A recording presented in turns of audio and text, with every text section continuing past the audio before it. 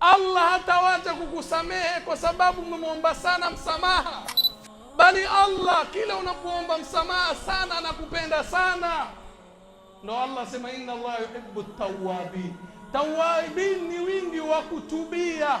Hauwezi kuwa mwingi wa kutubia ikiwa huja kuwa mwingi wa kukosea, haiwezekani.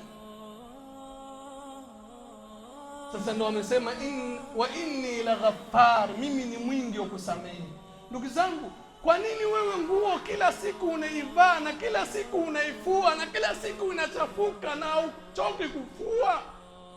Ikiwa nguo yako waivaa kila siku, unaifua kila siku, inachafuka kila siku, usemi bwana mimi nimechoka kila wakati kufua, waacha uvaa hivyo chafu.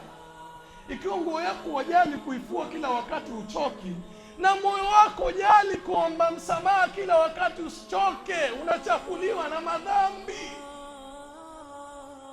Kuwa na moyo kuomba msamaha kila wakati, kuusafisha moyo wako, enda mbio.